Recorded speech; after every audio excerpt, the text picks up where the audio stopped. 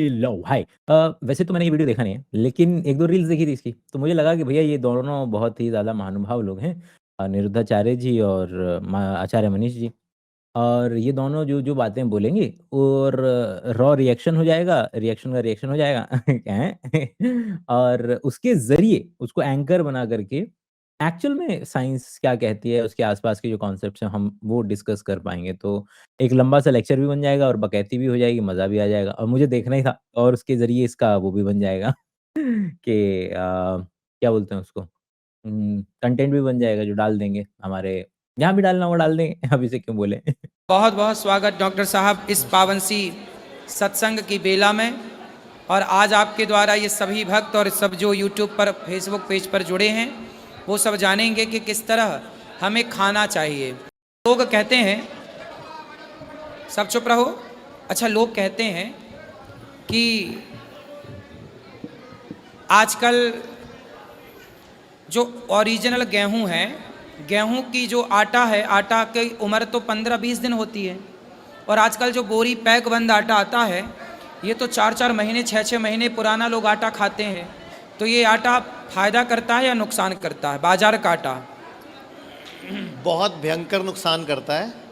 आप लोगों को याद होगा जो भी 40 साल से ज़्यादा के हैं कि पहले टाइम पे जब हम गेहूं लाते थे घर पे, द आइडिया ऑफ हमारे टाइम पे, हमारी दादी-नानी, हमारे ज़माने में लोगों को ऐसा लगता है कि पहले सब कुछ बेहतरीन होता था। ऑन एन एवरेज अगर आप देखेंगे कि बहुत ही चुनिंदा ऐसी आपको चीज़ें मिलेंगी जो हम पहले बेहतर करते थे, हाँ, और अब बेकार कर रहे हैं। आपको ऑलमोस्ट यूनानिमसली ये पैटर्न देखने के लिए मिलेगा कि ऑलमोस्ट हर चीज़ के अंदर में हम बेहतरी की तरफ बढ़े हैं। अ, और ये हर चीज़ से रिलेटेड है। ये नॉस्टैल्जिया आदमी का चिल्लाता रहता है, लेकिन देखते हैं सर क्या बोलते हैं। तो हम ड्रम में भर देते थे उसको, ड्रम में भर देते थे, पुराना करते थे उसको, और जो पिछले साल वाला गेहूं है उसको निकालते थे। हम पुकाराना कर रहे हैं कि इट वाज़ अ नेसेसिटी, ज़रूरत थी। आपने जब भी इतिहास के अंदर में कोई पर्टिकुलर सामान ज़्यादा आता है, आम के मौसम में, गर्मी के मौसम में आम ज़्यादा आते हैं। जब एक ख़ास मौसम आता है तो मछलियाँ रिप्रोडक्शन के लिए तटीय इलाकों में पहुँचती हैं, तो उस समय पे मछलियों की तादाद ज़्यादा हो जाती है। और आप आम को उस वक़्त हार्वेस्ट करके रखते हैं, तो सारा तो एक बार में खा नहीं सकते। तो आप अलग-अलग तरीके अपनाते हैं कि क्या सबसे ज़्यादा बेहतरीन एफ़िशिएंट प्रोसेस होगा कि इसको कंज़्यूम करने का। तो आम वाले के अंदर में सबसे ज़्यादा मोस्ट एफ़िशिएंट तरीका ये है कंज़्यूम करने का कि आम का अचार बना लीजिए, थोड़ा-सा धूप में सुखा लीजिए, अलग-अलग आम के जैम बना दीजिए, जो वो चीज़ें में उसको कन्वर्ट कर दिया जाए जिससे कि उसकी शेल्फ लाइफ़ बढ़ जाए। आप करते हैं तो हम उसको नेगेटिव बोल करके, मतलब सत्य मध्य में है, मतलब कोई मैं पैरवी नहीं कर रहा हूँ कैपिटलिस्टिक कंपनियों की, लेकिन हर एक के बेसिस को जानने की तो ज़रूरत पड़ सकती है हमें। तो जो भी एक्स्ट्रा आम बचेगा, उसको अलग तरीके से इस्तेमाल किया जाएगा, अचार की फॉर्म में डालो। तो जितने भी अचार हैं वो एक तरीके के प्रिजर्वेशन के तरीके हैं। और मछलियाँ हैं तो मछलियों को हम धूप में सुखा करके या उसका किसी भी तरीके से अचार डाल करके भी तैयारी की जाती है उसकी।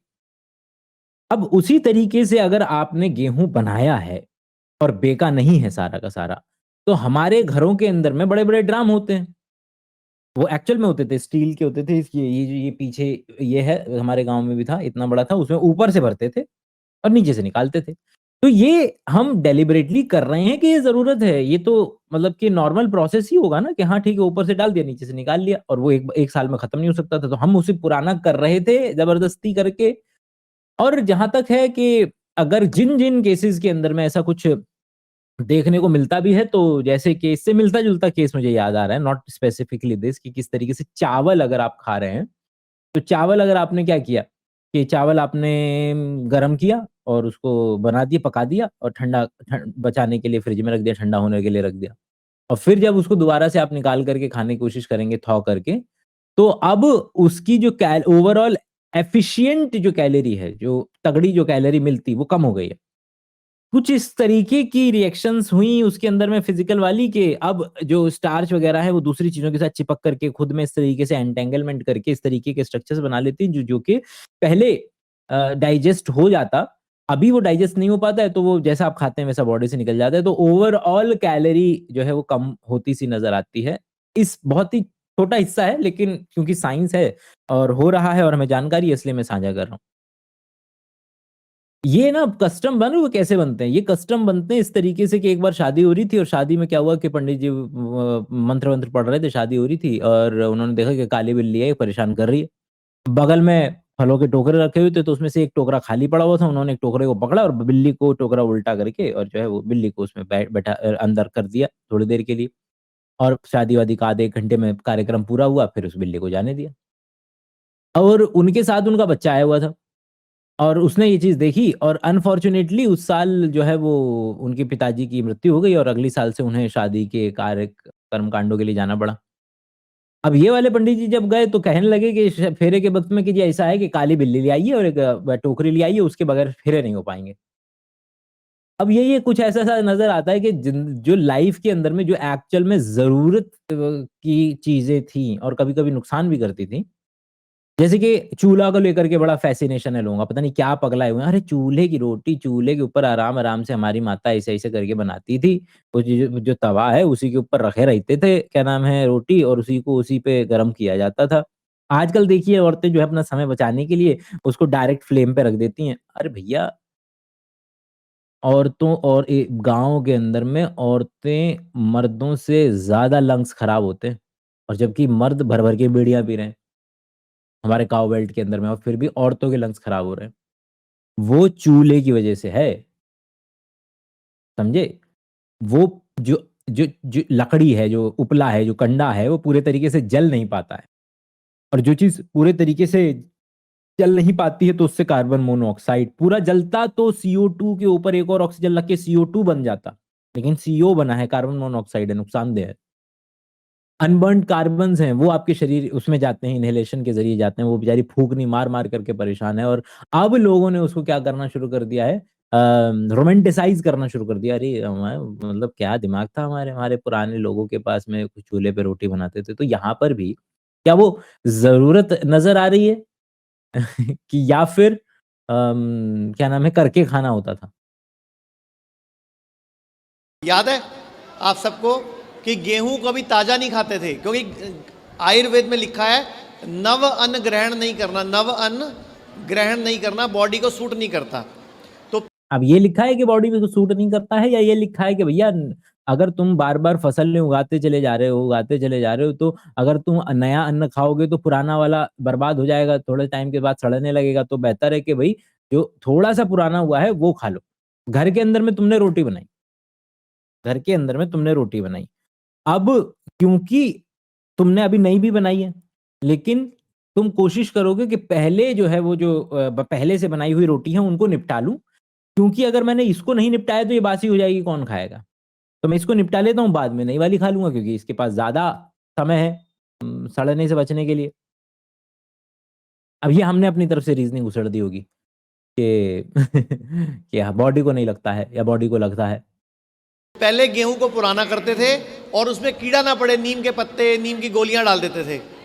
और जो पिछले साल वाला गेहूं होता था, नीचे एक छोटा सा छेद लगा होता था, हाँ। उसको खोलते थे, वो गेहूं निकल आता था और 1 हफ्ते का गेहूं निकालते थे वो, अंदाजे से 1 हफ्ते का, परिवार में जितने लोग हैं। गांव की भाषा में उसको कुठिया कहते थे। हाँ, और 2 घंटे उसको भिगो के रखते थे पहले, फिर उसको सुखाते थे, फिर 1 हफ्ते का आटा पिसवाते थे।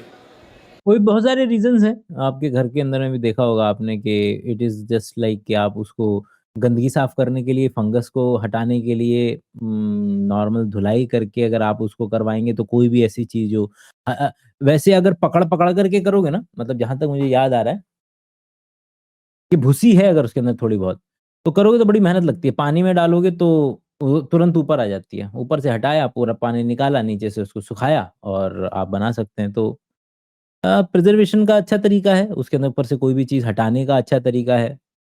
ठीक है, ओके।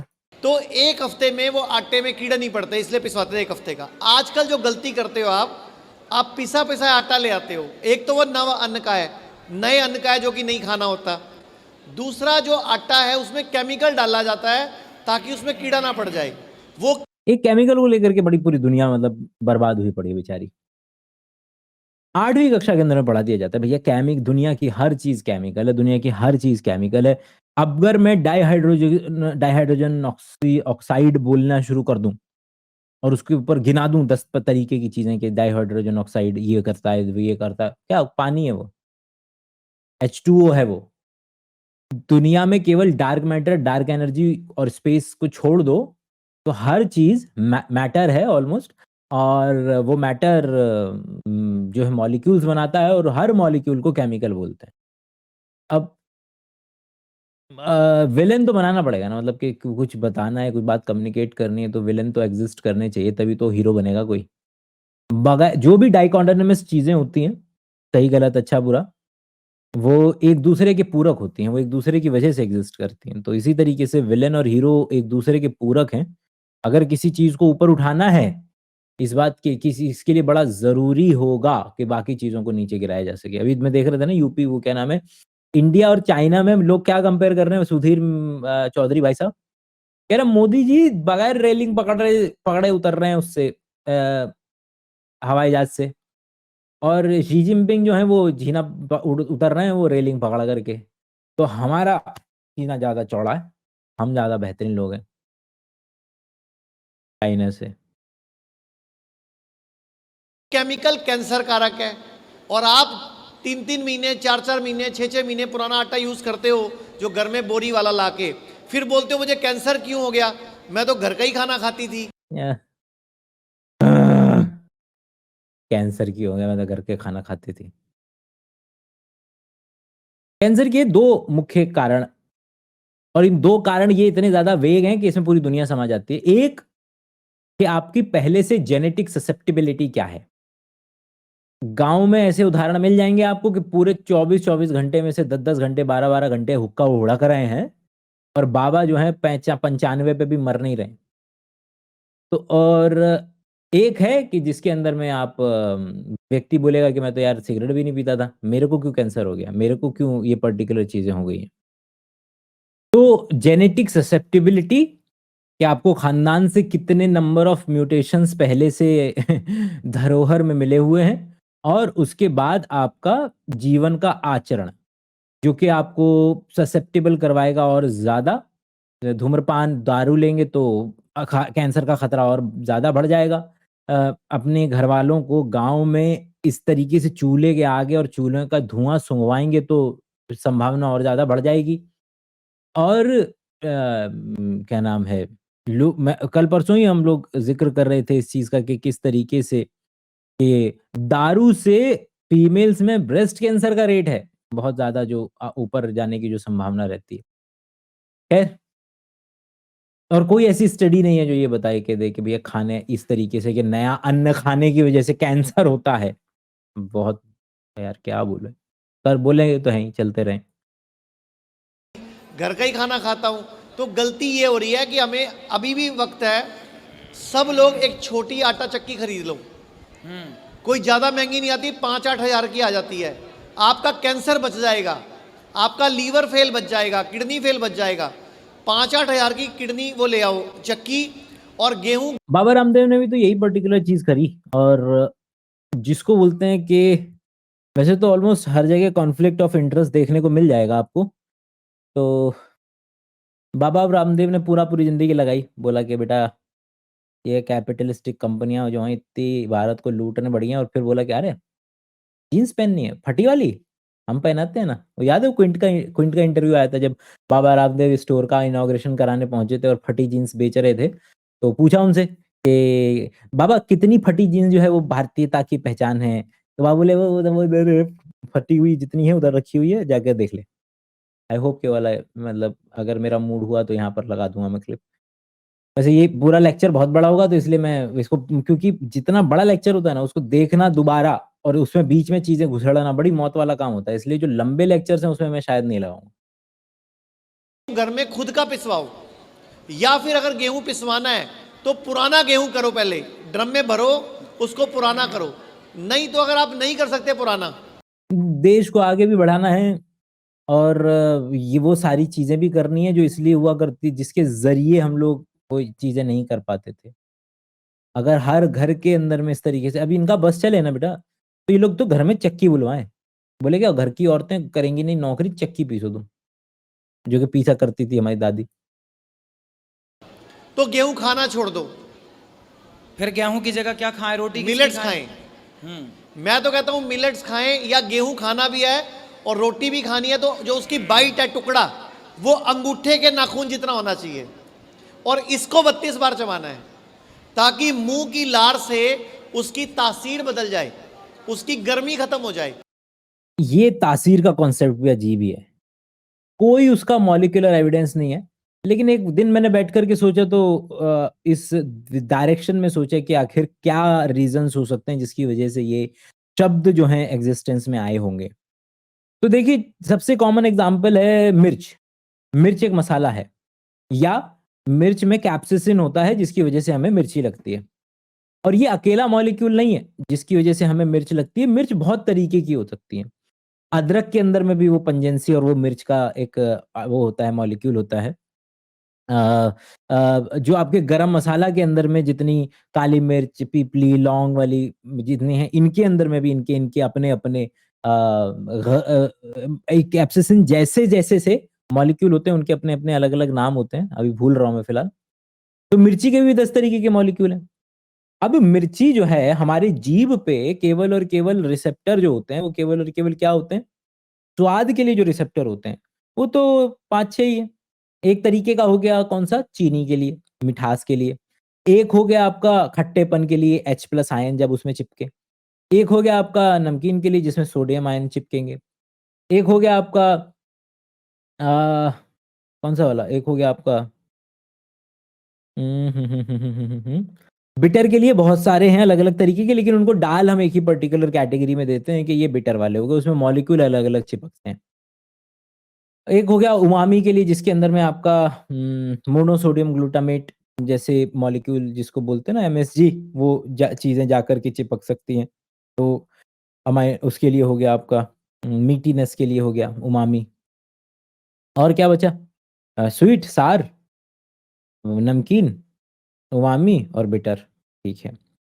अब इसके अंदर में हमारी जीभ पे जिस तरीके से हमारा पूरा शरीर है, उसी तरीके से हमारी जीभ पर भी जो हॉटनेस के जो रिसेप्टर होते हैं, जो गर्म चीज़ पता लगाएँगे, मतलब एक हद से ज़्यादा कोई चीज़ गर्म में होती है, तो हमारे हाथ लगाते ही वो पर्टिकुलर टेम्परेचर सेंसिटिव जो रिसेप्टर्स होते हैं, वो एक्टिवेट हो जाते हैं, जिसकी वजह से हमें गरम-गरम लगता है ना?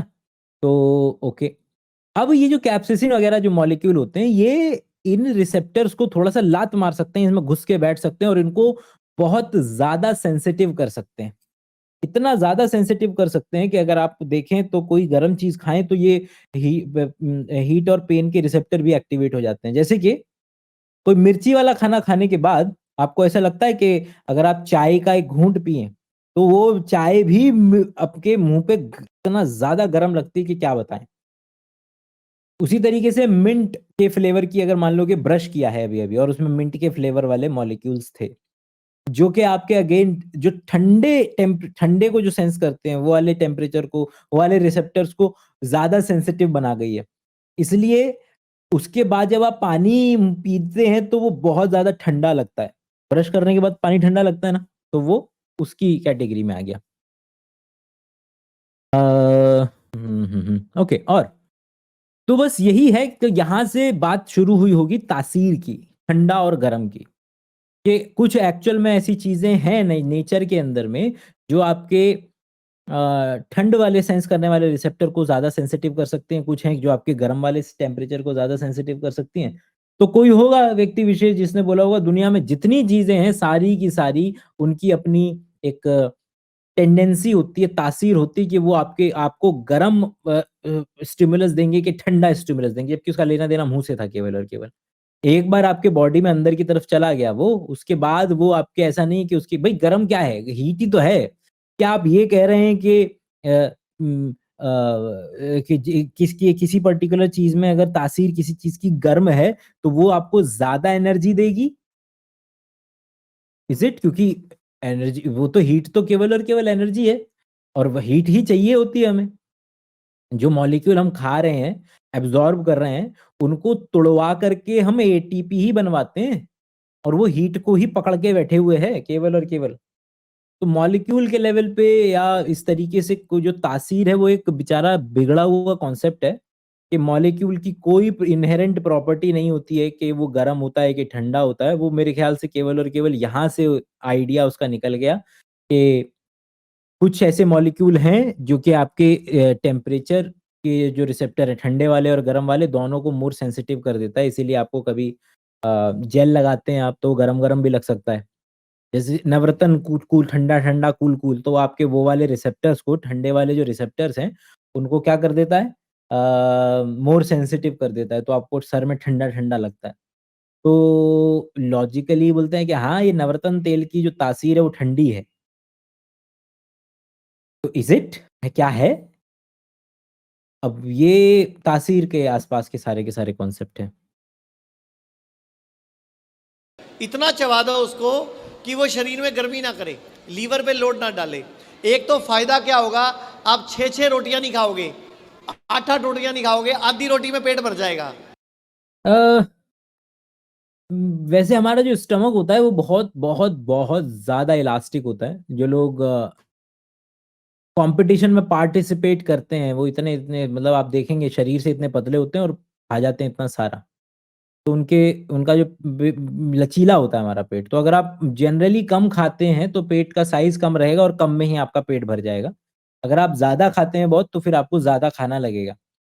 तो एक तरीका ये भी होता है कि किस तरीके से अगर आप फाइबर्स इंक्लूड कर दें, जिनमें कैलोरी नहीं है, वो कार्बोहाइड्रेट जो आपका शरीर पचा नहीं सकता, उनको हम फाइबर बोलते हैं। अगर खाने से पहले अगर आप फाइबर खा रहे हैं तो ओवरऑल आप कैलोरी इंटेक कम करेंगे तो आप ओवरऑल आपका कम हो जाएगा। और यही तासीर से ही आइडिया को आगे बढ़ा करके ये लोग उस वहाँ पर भी आ जाते हैं कि जठराग्नि वाला जो कॉन्सेप्ट है इनका, कि यहाँ पर आग लगी हुई है। अब वो भी कैसे आया होगा भई? आप जानते हैं जब आप खाना खाते हैं तो गरम-गरम लगता है। इस तरीके से जो HCl है और उसके अंदर में अगर आप पानी या फिर खाना मॉलिक्यूल जब वहाँ पर आपका डिहाइड्रेशन हो रहा है बेसिकली डिहाइड्रेशन रिएक्शंस हो रही हैं, वहाँ पर भी आपकी heat liberate it is an exothermic process और वो हीट की फॉर्म में आपको फ़ील होता है। लेकिन उस टाइम पर बॉडी खोल के तो देखते नहीं थे और और यहाँ देखिए कि जब एसिडिटी होती है तो वो भी जलन का ही एहसास देती है आपको जो है। क्योंकि यहाँ पर हमारे कार्डियक स्फिंक्टर है तो जो एसिड है अगर थोड़ा-सा ऊपर की तरफ आया तो हमारी स्किन को जला सकता है जो कि अगेन आपको गरम-गरम का एहसास दे सकती है और हीट का, जलन का जो है वो एहसास दे सकती है और उसकी वज़ह से लोग अब आइडिया लेके आते हैं कि हमारे जठराग्नि होती है जो कि खाने को जलाती है। अगर आप खाने के ऊपर पानी पी लेंगे तो जठराग्नि शांत हो जाएगी और आपका खाना डाइजेस्ट नहीं हो पाएगा। अगर है नॉर्मल आपके पास क्या हो केवल और केवल अ पेट के अंदर में ऑक्सीजन तो है नहीं और फट जाएँगे भाई आप। कोई तो होगा व्यक्ति जिसमें कुछ तो जला हुआ दिखेगा, कोई कुछ नहीं पता। हमें साफ पता है, हमें मॉलिक्यूल के लेवल पे पता है, कौन-सी चीज़ क्यों हो रही है, कैसे हो रही है। लेकिन अभी भी लोग मानने को तैयार नहीं, अभी भी वही शब्दावली का इस्तेमाल होता है जठराग्नि, जठराग्नि।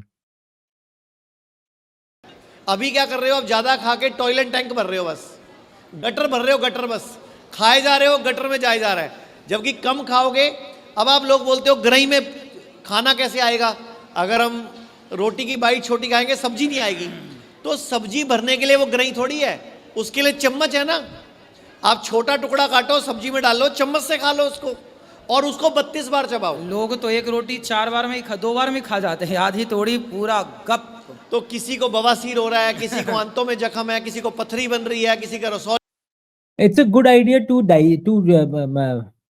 Masticate food. आप अपना लोड कम कर रहे हैं बेसिकली, अपने शरीर का लोड कम कर रहे हैं। और इतिहास में क्या नाम है आपका जो हमारा एंथ्रोपोलॉजी के आइडियाज़ ये हैं कि हमारे को दिन का मेजॉरिटी का हिस्सा केवल और केवल खाना ढूँढते में बिताना पड़ता था और खाते थे तो चूँकि वो पका हुआ नहीं है तो हमारे बॉडी को खुद से बहुत ज़्यादा एनर्जी लगानी पड़ती थी उस खाने को पचाने के लिए, तो एफिशिएंसी बहुत कम थी। आप अगर कोई भी चीज़ खा रहे हैं और खुद को ही एनर्जी लगानी पड़ रही है, तो उससे वही धंधे में अगर आप पैसा 5 लाख रुपए डाल रहे हैं और मुनाफ़ा हो रहा है 7 लाख, तो 2 लाख रुपए तो बचे आपके। तो लेकिन अगर क्या हो कि डालना पैसा कम पड़े, 1 लाख रुपए डालना पड़े और 7 लाख रुपए आए, तो 6 लाख का मुनाफ़ा हो गया अब। तो वही हो रहा था पहले भी। कि अगर हम के पहले 5 लाख रुपए डालने पड़ते थे तो 7 लाख रुपए मिलते थे। अब हम कुक्ड फूड खाते हैं तो हम 1 लाख रुपए डालते हैं तो 7 लाख रुपए मिल जाते हैं, तो 5-6 लाख रुपए की हमारी बचत हो जाती है। एनर्जी बचा पा रहे हैं हम बेसिकली। और हुँ, ठीक है। ये वाला आइडिया वहीं से है कि आखिर जब आप लोड कम कर पाएँगे, कि जब आप खाना चबा कर के खा रहे हैं बहुत ज़्यादा, तो आपने उसका एक तो सरफेस एरिया बहुत ज़्यादा बढ़ा दिया। सरफेस एरिया बढ़ाने के बाद आपके मुँह के अंदर में ही एंजाइम्स होते हैं इतने सारे जो कि डाइजेस्ट करेंगे, सलाइवरी अमाइलेज, सलाइवरी लाइपेज़ वगैरह होते हैं जो कि खाने को डाइजेस्ट करेगा मुँह के अंदर में ही। A good thing. और उसके अंदर में कोई बैक्टीरिया है अंदर की तरफ तो लाइसोज़ाइम उसे मार पाएगा। तो मुँह के अंदर में मुँह के एंजाइम्स और मुँह की सभी चीज़ों को पूरा का पूरा काम करने को मिलेगा और आप उसे इतना डाइजेस्ट करके भेजेंगे, फिज़िकली डाइजेस्ट करके भेजेंगे तो फिर बाकी जो पेट की चीज़ें उनको काम करने में आसानी होगी, एफ़िशिएंटली चलेगा प्रोसेस। लेकिन अंधा होकर के ये पर्टिकुलर बोलते जाना कि दुनिया में केवल और केवल इसलिए एक तरफ बोलते हैं कि भैया खाना चबा के नहीं खाते हो इसलिए पाइल्स हो रहा है। एक तरफ बोलते हैं कि खड़े होके सुसु करते हो इसलिए प्रोस्टेट हो रहा है। एक तरफ बोलते हैं कि बैठ करके सुसु वो क्या नाम है पॉटी देसी वाला स्टाइल से नहीं बैठते हो इसलिए जो है वो पाइल्स हो रहा है। अ, और जबकि देसी वाले तरीके में अगर किसी को somebody who is prone to piles देसी वाले तरीके में ज़्यादा प्रेशर पड़ेगा उसको और उसको वहाँ पर वो जो ब्लड वेसल्स हैं वहाँ पर ज़्यादा जल्दी बाहर आ जाएँगे और एज़ कम्पेयर टू कोई व्यक्ति जो उसके अंदर में बैठा हुआ है, इंग्लिश वाले में बैठा हुआ है। बट ख़ैर बहरहाल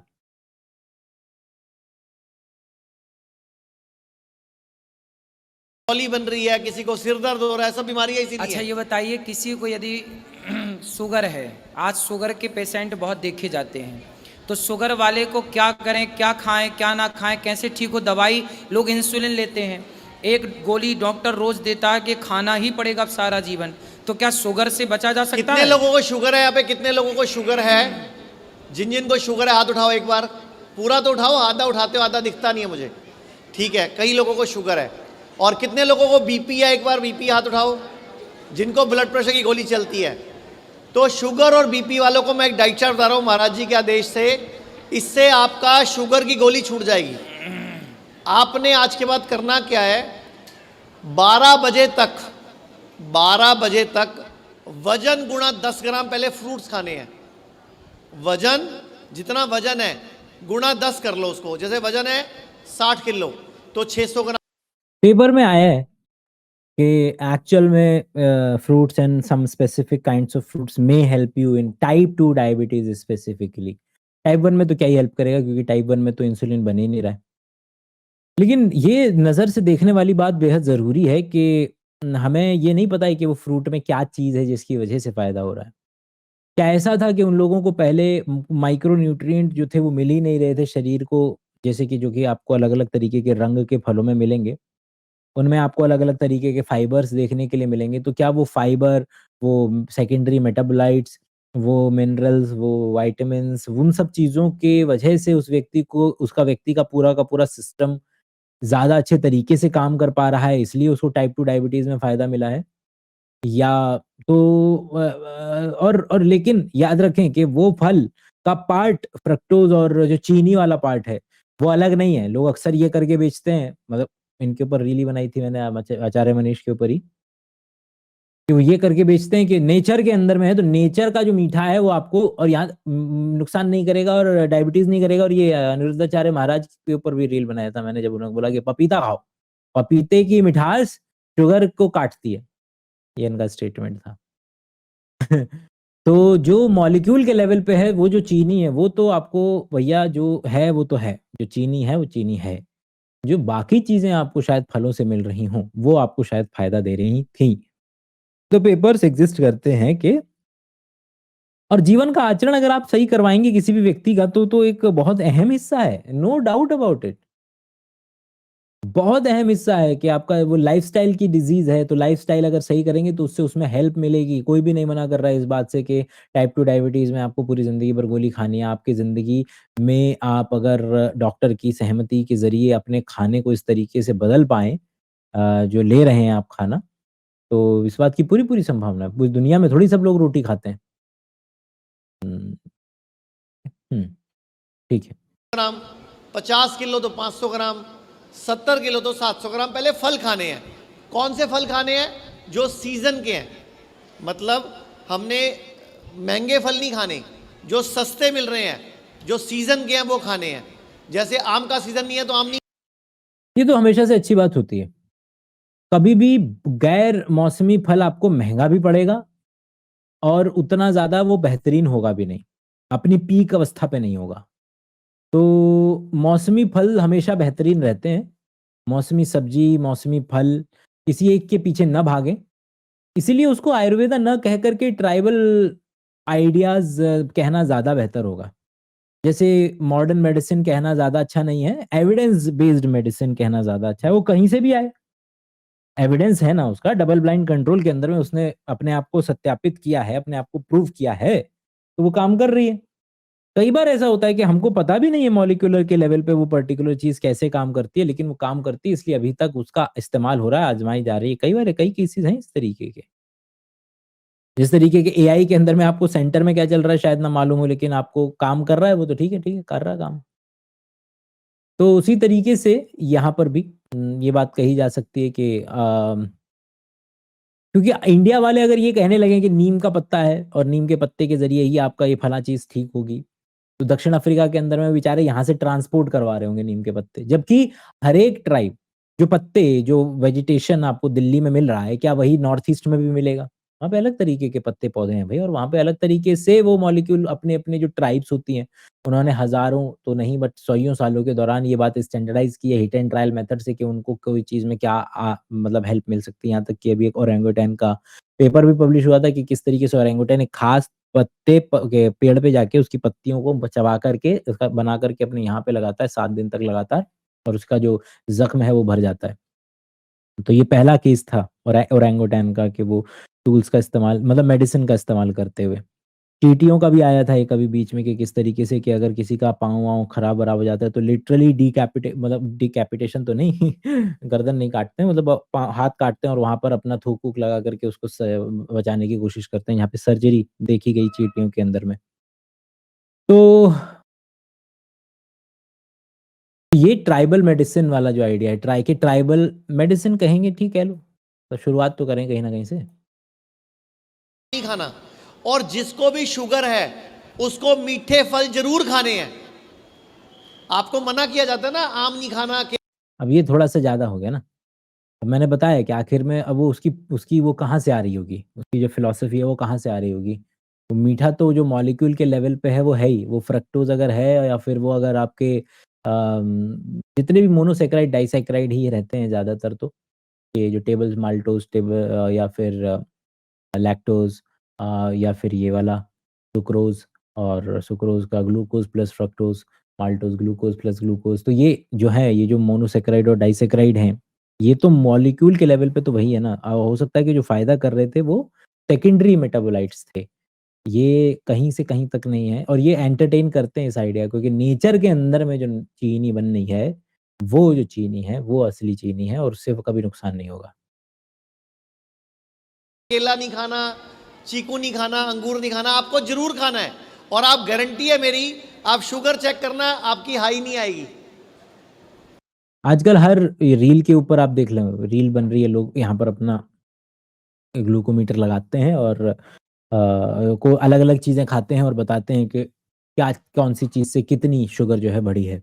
और उसके अंदर में बिल्कुल हमें साफ शब्द शब्द उसमें पता चलता है कि अगर केवल फ्रूट्स खाए जा रहे हैं, तो उससे आपका बढ़ता हुआ जो है वो नज़र आएगा। डिपेंडिंग अपॉन कि उस पर्टिकुलर फ्रूट में कितना चीनी वाला पार्ट था, कितना मीठा था और कितना फाइबर और वाला पार्ट था। आप लोगों को हैरान हो जाओगे कि 1 किलो आम खाओगे शुगर नहीं बढ़ेगी। लेकिन शर्त क्या है? खाली पेट खाना है।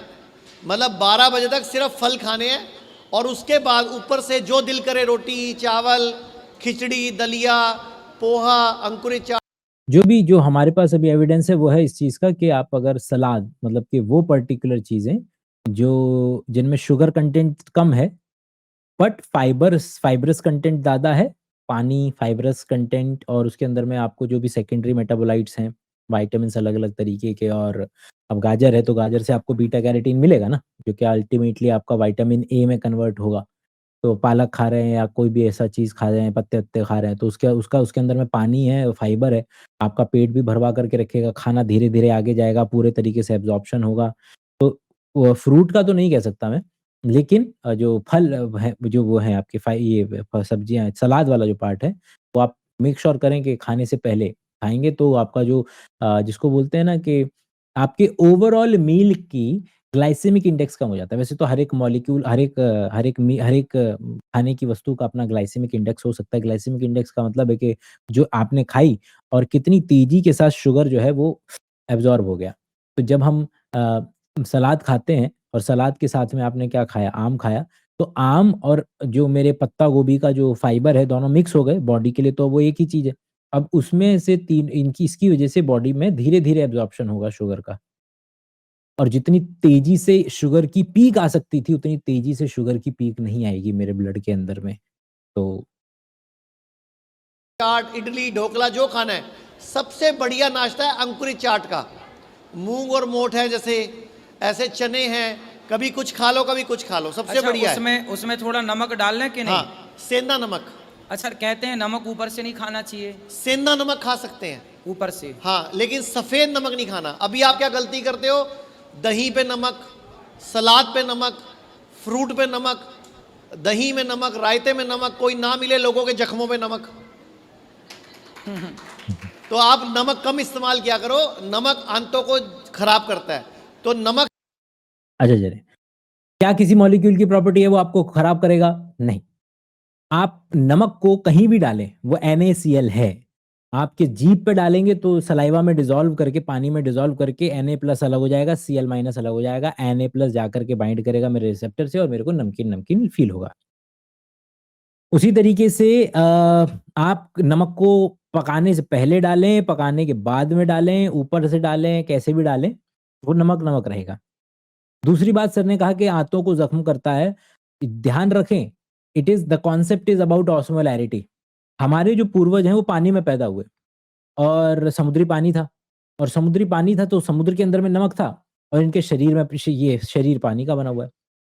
यहाँ तक कि एक अमीबा को भी अपने शरीर के अंदर में एक नमक की मिनिमम क्वांटिटी रखनी पड़ती है, क्योंकि अगर तो बाहर नमक ज़्यादा हो गया तो पानी शरीर से बाहर भाग जाएगा, और अगर तो शरीर के अंदर में नमक ज़्यादा हो गया तो बाहर से पानी अंदर आ जाएगा। तो ये शरीर, हमारा जो किडनी है, वो क्या मेंटेन कर रही है? वो ऑस्मोलैरिटी मेंटेन कर रही है, वो पानी और नमक की रिलेटिव कंसंट्रेशन को मेंटेन कर रही है।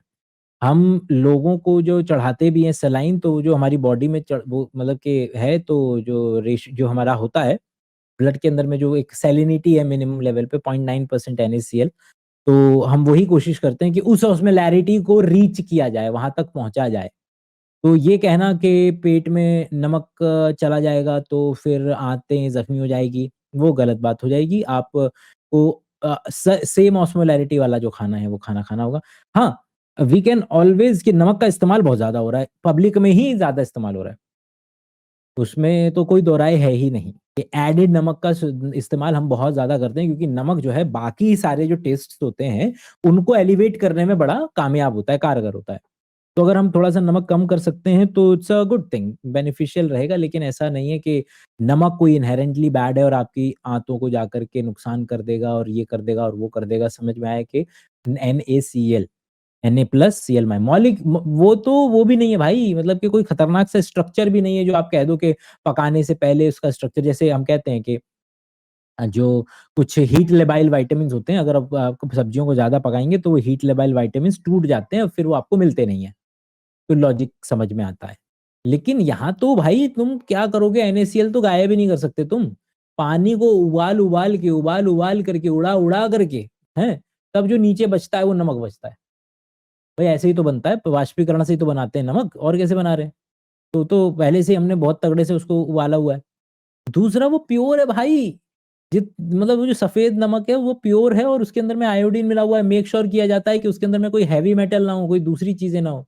ये जो आपको हिमालयन सॉल्ट, पिंक सॉल्ट, सेंधा नमक और काला नमक तो अलग चीज़ है, काला नमक तो हम बनवाते हैं और उसके अंदर में भी कोई पेड़ की छाल और 3-4 चीज़ें लेते हैं, मिक्स करते हैं। नेचुरली नहीं मिलता, अगर तुमको लगता है कि काला नमक नेचुरली मिलता है, उसके जो टोन्स होते हैं वो नेचुरली एक्सिस्ट करते हैं, नहीं, काले नमक के एक्सिस्ट नहीं करते हैं। काला नमक बाकायदगी से बनवाया जाता है मटको-वटको के अंदर, मैं वीडियो देख रहा था एक बार। अ, तो काला नमक तो अलग तरीके, लेकिन भाई जो एक रिसर्च पेपर था, पहली बात तो कि हिमालयन सॉल्ट हिमालय से नहीं आता है। सारा का सारा सेंधा नमक, सारा का सारा जो सॉल्ट की इंडस्ट्री है वो दुनिया में नंबर 1 है पाकिस्तान। तो अब ये बात उन्हें पता चलेगी कि सारा का सारा जो ज़्यादातर सेंधा नमक इंडिया के अंदर में कंज़्यूम होता है, या पिंक सॉल्ट जो पूरे विश्व में कंज़्यूम होता है, वो उसका सबसे ज़्यादा जो बड़ा सोर्स है इस दुनिया में, वो पाकिस्तान है। पाकिस्तान से आ रहा है नमक। सेंधा नमक के अंदर में भाई साहब, यहीं हमारे जो कसौली वाला एरिया है, वहाँ पे लाखों लोगों के ऊपर में रिसर्च पेपर पब्लिश हुए थे। देखा गया कि 10 साल का पेपर, द 10-10, 20-20 साल का पेपर है वो, जो मैंने इन्हीं के ऊपर मैंने रील बनाई थी, तब मैंने उसके अंदर में पेपर दिखाने की कोशिश की थी, कि किस तरीके से कसौली वाले एरिया में लाखों लोगों को चेक किया गया। एक पर्टिकुलर पॉपुलेशन को देखा गया कि वहाँ वाले एरिया में बहुत ज़्यादा गेंगा हो रहा था, गॉइटर हो रहा था। तो लोगों को, आधी पॉपुलेशन को क्या दिया गया? वो दिया गया, आयोडाइज़्ड नमक दिया गया फ्री में सरकार के द्वारा, आधों को नहीं दिया गया। और देखा कि जो जिनको आयोडाइन नमक दिया, भाई साहब ऐसे करके नीचे आया घेंगे का। और फिर बाद में वो पॉपुलेशन को भी 10 साल के बाद फिर से दिया गया और फिर उनके अंदर में भी नीचे आ गया, जो घेंगे का रेट था। और फिर सरकार ने ये पॉलिसी लागू की कि भैया जो नमक है उसके अंदर में वो डाला जाए। कोशिश तो कुछ-कुछ लोगों ने आयरन डालने की भी की थी, वो ना उसकी शक्ल चेंज हो गई थी, तो पता नहीं लोगों ने फिर इस्तेमाल किया कि नहीं किया, क्या पंगा हुआ, आई एम नॉट श्योर, याद नहीं मुझे। बट आयरन वाला नहीं चला, लेकिन आयोडीन वाला चला, और जिसकी वज़ह से बहुत ज़्यादा लोग बचे गॉइटर जैसी बीमारी से।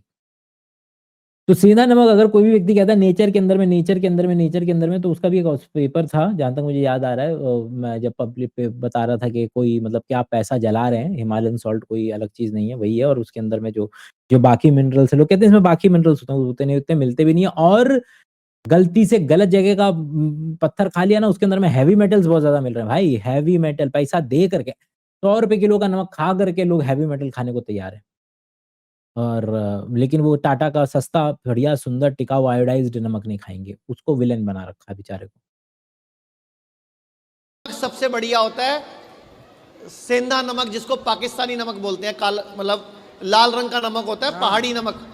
तो हिमालयन सॉल्ट, हिमालयन अलग-अलग है, सेंधा नमक अलग है।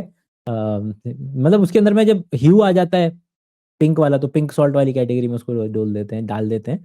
आयरन और बाकी चीज़ों की वज़ह से उसका पिंक ह्यू आ सकता है, जिसमें नहीं आता वो सेंधा नमक। सेंधा नमक खाओ, कोई दिक्कत नहीं है। और जिनको भी गैस बनती है, वो हल्की सी काली मिर्च भी डाल दिया करो, थोड़ी सी काली मिर्च, तो गैस नहीं बनेगी।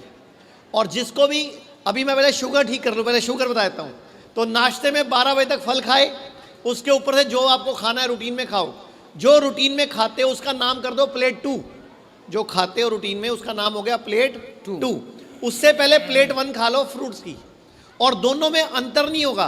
अभी फ्रूट खत्म तो अभी प्लेट 2 शुरू। ये नहीं कि प्लेट 1 खाई 9 बजे, प्लेट 2 खाओ 9:30 बजे, ऐसे नहीं करना, क्योंकि बॉडी में उसकी लेयरिंग बनानी है मुझे। अब आ जाओ लंच में और डिनर पे। बॉडी में मुझे लेयरिंग बनानी है उसकी। भाई मतलब कि एक तो पहले तो मुँह से उसको चबा-चबा के खाया, पेट के अंदर में गया। पेट भी असल में गुब्बारा की तरह है, और ऊपर एक स्फिंक्टर लगा है, नीचे एक स्फिंक्टर लगा है, और पूरा पेट इस तरीके से फिज़िकली उसको ऐसे-ऐसे करके मिक्सिंग, चर्निंग करता है। सर उसकी लेयरिंग लगा रहे हैं पेट के अंदर में, ठीक है? उसमें वजन गुणा 5 ग्राम का फार्मूला है। वजन जैसे नाश्ते में वजन गुणा 10, लंच और डिनर में वजन गुणा 5 ग्राम का फार्मूला है। सलाद खानी है, वजन गुणा 5 ग्राम।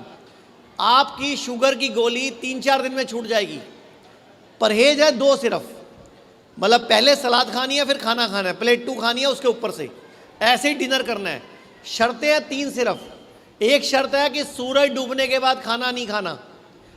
It is a good advice, क्योंकि आप अपने जो समय है उसको कम से कम करेंगे कि मेरे पास 6 घंटे की, 8 घंटे की विंडो है खाना खाने की, और उसी के अंदर में मैं खाना खाऊँगा। प्रिंसिपल उसका वैज्ञानिक दृष्टिकोण से ये वाला आता है कि किस तरीके से कि नंबर ऑफ इंसुलिन पीक, जब भी आप खाना खाते हैं तो आपके शरीर के अंदर में इंटेस्टाइन, स्मॉल इंटेस्टाइन ड्यूडेनम से एक वो निकलता है, हार्मोन निकलता है सीसीके, कोलेसिस्टोकाइनिन, जो कि जाकर के बोलता है पैनक्रियाज को कि भैया तुम इंसुलिन निकालो। तो जब भी आप खाना खाएंगे तो आपकी इंसुलिन की एक पीक आती है। इंसुलिन की पीक बॉडी को कई सारे वो देती है, स्टिमुलस देती है। क्या क्या? कि जितनी भी शुगर है उसको क्या करना है कि बॉडी के लिपिड बनाना है, फैट एक्यूमुलेट करना है, ग्लाइकोजन जो है वो बनाना है।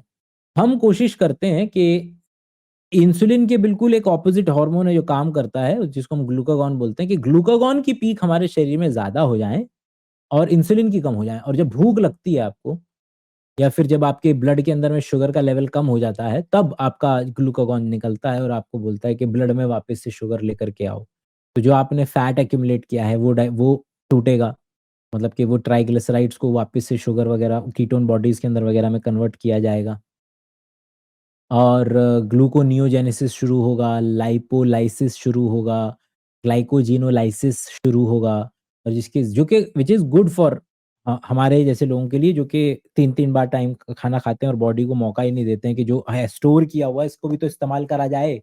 जो स्टोर किया हुआ वो तो इस्तेमाल हो नहीं रहा है, वो खाए चले जा रहे हैं हम।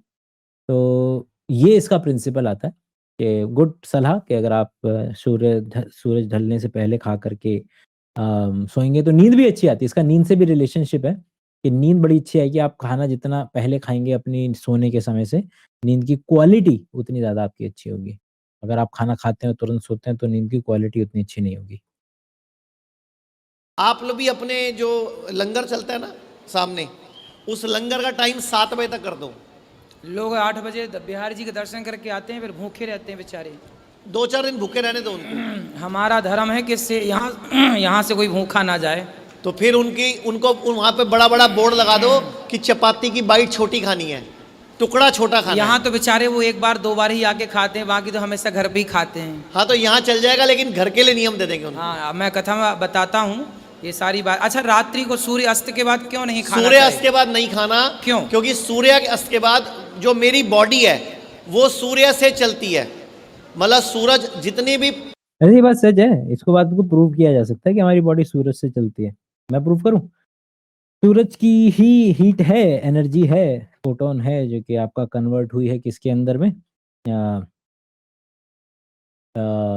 फोटोसिंथेसिस वाली reaction, CO2 plus H2O, H new plus आपका ग्लूकोज CH6H12O6 प्लस H2O, माफ़ कीजिएगा O2।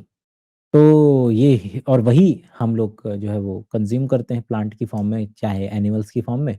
तो हमारी बॉडी एक्चुअल में सूरज से चल रही है, नो डाउट अबाउट इट। लेकिन सर जो बोल रहे हैं वो अलग है वो ये नहीं बोल रहे हैं कि हमारी बॉडी इस तरीके से सूरज से चलती है, जो एनर्जी है वो कंजर्व होते होते होते होते होते हम तक पहुंचती है। 10% वो 10% का रूल बोलते हैं उसको हम, कि 10% का इस्तेमाल होता है, मतलब कि पहले तो आती ही छन करके बहुत कम है धरती के ऊपर में, फिर उसका उसमें से बहुत कम इस्तेमाल हो जाता है प्लांट बनाने में, उसका भी एक 10वां हिस्सा हम जो है इस्तेमाल में ला पाते हैं। लेकिन सर कुछ और बोल रहे हैं। सर बोल रहे हैं इट्स लाइक अ ट्यूब, कोई मशीन है जो कि एक सूरज के दिखने से ही चालू होती है, सूरज के दिखने से बंद होती है। बस उनसे ये सवाल है कि जो लोग पोल पे रहते हैं या फिर ऐसे ही साइबेरिया और ऊपर वाली जगहों पे रहते हैं जहाँ पे 6 महीने के लिए दिन और 6 महीने के लिए रात होती है, वहाँ पर क्या चल रहा है? वहाँ पर उनका 6 महीने के लिए लिवर काम कर रहा है, पैनक्रियाज़ काम कर रहा है और 6 महीने के लिए नहीं कर रहा है? पेड़ पौधे हैं वो सब सूरज से चलते हैं। हमारी बॉडी भी सूरज से चलती है। जब भी सूरज उगता है तो मेरा लीवर काम करता है। जैसे पेनक्रियाज है, शुगर की ग्रंथि का नाम है पेनक्रियाज, जिसको अग्नाशय ग्रंथि बोलते हैं। इसका जो जगने का टाइम है, जगने का, वो सुबह 8 बजे है। पर और जो आजकल इसका आजकल तो 10 बजे खाते हैं, 12 बजे खाते हैं, वो तो सोती नहीं होगी। इसी मज़े ले गए सर जी। तो अब देखें कि सोने का क्या समय और जगने का क्या समय? अब आप कह सकते हैं कि भैया ठीक है, आम इंसान के लिए बता सकते हैं, तो लेकिन आम मतलब तब भी कोई लॉजिक नहीं नज़र आ रहा है इसका कि जगने और सोने सुला रहे हैं बेचारी, उसको इंसान बना दिया। ये लिवर को बोलते हैं यकृत, पेट को बोला जाता है अमाशय, किडनी कह रहा हूँ आपके पैनक्रियाज़ को बोला जाता है अग्नाशय, और वो अग्नाशय वहीं से जठराग्नि वगैरह से आ रहा है, क्योंकि आपके जो पूरा का पूरा डाइजेस्टिव सिस्टम है, उसमें से अगर आपको एक पर्टिकुलर रखना हो, एक पर्टिकुलर ग्लैंड अगर आपको रखना हो, तो वो पैनक्रियाज़ रखिएगा, क्योंकि पैनक्रियाज़ लगभग सारे एंजाइम्स बनाता है। तो पूछें कि वो लोग जो इक्वेटर पे रहते हैं, नीचे की तरफ रहते हैं, जहाँ पर आपका दिन सुबह वहाँ पर रहते हैं, क्या नाम है, जापान में रहते हैं, वो लोग जहाँ पर दिन इतना जल्दी हो जाता है। अब दिन जल्दी हो जाता है, देर लेट हो जाता है, ये तो हमारे कहने वाली बात हुई, क्योंकि वो तो घूम ही रहा है, वो तो हमने टाइम बनाया हुआ है। बट अगर इसको तो नहीं नकारा जा सकता ना कि पोल पे जो रह रहे होंगे उनका तो बेचारों का 6 महीने 6-6 महीने का चल रहा है। वहाँ पे कैसे हो रहा काम? इसीलिए शुगर हो रही है हाँ, और इसलिए इसका सोने का टाइम 8 बजे है। बस, तो बस, अगर बस, आप बस, उसके सोने से 2 घंटा पहले खाना बस ये पूछना चाहिए कैसे पता? पहले तो आप ये बताएँ कि ये सोने के मायने क्या हैं? क्या मतलब क्या है कि सोने के मायने? हुँ? आप खाना खाएँगे, आपका पैनक्रियाज़ काम करेगा, इंसुलिन इंसुलिन की पीक आएगी। हमारे जो कहना चाह रहे हैं उसके सबसे करीब अगर कोई वैज्ञानिक तथ्य पहुँचता है तो वो है हमारा सर्केडियन रिदम, हमारी बायोलॉजिकल क्लॉक, कि किस तरीके से हम कोशिश करते हैं कि जो हमारी बॉडी है वो 24 घंटे की जो साइकिल है उसमें चल रही होती है, और उम, हमारा बॉडी का तापमान, कुछ-कुछ हार्मोन्स ब ब बॉडी में, जैसे कि जब हम सोने वाले होते हैं तो उससे ठीक पहले हमारा मेलाटोनिन बढ़ता है और फिर उसकी वजह से हमें नींद आती है, वगैरह-वगैरह। खाओगे तो अग्नाशय ग्रंथि काम करेगी, वरना वो बैठ जाएगी। जी। और इसके अलावा जो भी चीज अब देखिए कितना ये, अब ये लोगों को यहाँ से समझ में आ सकता है कि अरे तू क्यों झूठ बोल रहा है? अभी सर ने कहा कि अग्नाशय ग्रंथि बैठ जाएगी। अब बैठ जाएगी शब्द आपको क्या बता रहा है कि अच्छा, अच्छा, अच्छा, अच्छा। सर जो कुछ बोल रहे हैं वो सब रूपक अलंकार है, सब रूपक अलंकार है।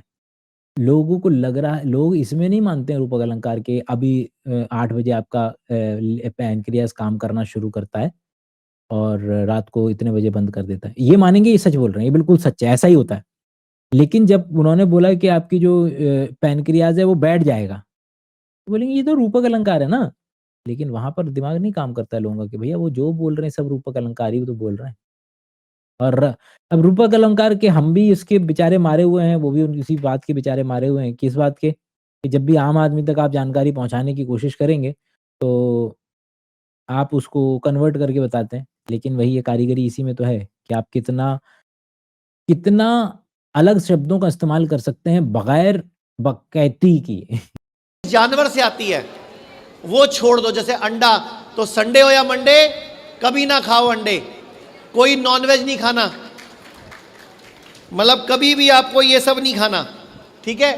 इसके अलावा जो भी चीज पैकेट में आती है, रस, बंद, ब्रेड, अंडे को लेकर के पहले बात कर लेते हैं। देखिए दोस्त, वो सभी राज्य जिन राज्यों के अंदर में मिड डे मील के अंदर में अंडा देना अलाउड है, वो सभी राज्यों के अंदर में वो कंपेयर करें जब बच्चे हमने जिनको मिड डे मील के अंदर में अंडा मिल पा रहा है और वो राज्य जिनमें बच्चों को अंडा नहीं मिल पा रहा है। और क्योंकि नेता लिंक्ड होते हैं पार्टी से, पार्टी थोड़ी सी एफिलिएटेड होती है अपने-अपने धर्म, अपने-अपने रिलीजन से, और वहाँ से उनकी जो मोरालिटी और डिराइव होती है, तो आप देखेंगे कि किस तरीके से अभी मैं वीडियो भी डाला था मैंने कि राजस्थान के बोल रहे हैं कि हम मिड डे मील में अंडा नहीं देने देंगे। मतलब खाना तो नहीं देंगे, लेकिन अंडा नहीं देने देंगे। अंडा वन ऑफ द ईज़ीएस्ट, सबसे कम पैसे में मिलने वाला सोर्स है अंडा, प्रोटीन का, विटामिन्स का, फुल न्यूट्रिशन के साथ में। तो जहाँ ज़रूरत है बच्चों को, वहाँ पर हम दे सकते हैं, और एटलीस्ट किसी व्यक्ति को ज़बरदस्ती तो नहीं खिलाया जा सकता। अगर किसी व्यक्ति के घर में या खुद की जो भी वजह हो, अगर व्यक्ति नहीं खाना चाहता, ना खाए, लेकिन एटलीस्ट हू आर विलिंग कि हाँ, हम खा सकते हैं, तो क्या हम एक मध्य का रास्ता अपना सकते हैं कि उनको दिया जा सके? तो एक तो ये वाला आइडिया है कि अंडा जो है वो वन ऑफ द बेस्ट है, मगर डाइटरी वालों के लिए कहा जा सकता है कि जो डाइटरी कह रहा हूँ, डेयरी वालों के लिए कहा जा सकता है कि बढ़ती उम्र के साथ हमें दूध की आवश्यकता नहीं होती है। अगर आप बढ़ती उम्र में दूध नहीं लेना चाहते तो इट्स ओके। जैसे कि हम जानते हैं कि आप साउथ इंडिया की पॉपुलेशन कंपैरेटिवली ज़्यादा लैक्टोज़ इंटॉलरेंट है। नदर्न इंडिया की कंपैरेटिवली कम लैक्टोज़ इंटॉलरेंट है। और बचपन में हमारा मिल्क डाइजेस्टिंग प्रोटीन्स जो होते हैं रेनिन वगैरह, वो बड़े अच्छी मात्रा में बनते हैं, लेकिन जैसे-जैसे हमारी उम्र बढ़ती चली जाती है, वैसे-वैसे मिल्क प्रोटीन डाइजेस्टिंग एंजाइम्स हमारी बॉडी बनाना बंद कर देती है। कुछ लोग हैं जिनमें बनते रहता है, तो वो खाते हैं, अगर बढ़िया लग रहा है, कोई प्रॉब्लम नहीं आ रही, तो खा लो, क्या प्रॉब्लम है? लेकिन अगर आ रही है, तो फिर वो ना खाएँ। वे केवल इस बात के पीछे ना मरें कि आयुर्वेदा में लिखा है, तो गलत कैसे लिखा हो सकता है? पता चल रहा है कि आप हैं क्या नाम है, आयुर्वेद के मानने वाले। और एक व्यक्ति, अब ये व्यक्ति विशेष जो हैं, आचार्य मनीष जो हैं, वो थोड़ी-सी देखिए कि अब देखें कि हमारे बगल में अनिरुद्धाचार्य महाराज जी बैठे हैं। इनसे पूछेंगे तो ये तो कसीदे पढ़ देंगे। गाय का घी, गाय का दूध, गाय का गोबर, गाय का छाछ, मट्ठा, दही, मतलब डेयरी वाली जितनी भी चीज़ें हैं, बेहतरीन होती हैं। वहीं पर आचार्य मनीष, जो कि एक अलग फ़िलॉसफ़ी से बिलॉन्ग करते हैं, वो डेयरी पे इतना अच्छा वो नहीं रखते हैं, व्यूज़ नहीं रखते हैं। यहाँ तक कि आचार्य मनीष के व्यूज़ कई बातों में, जो इनके जिनको ये अपना मतलब कि आप देखेंगे जो हिम्स के जितने भी हॉस्पिटल्स हैं, उसमें सब में एक राजीव दीक्षित जी का जो है वो फ़ोटो-वोटो लगा कर के उनके नाम को कैश करवाते हैं।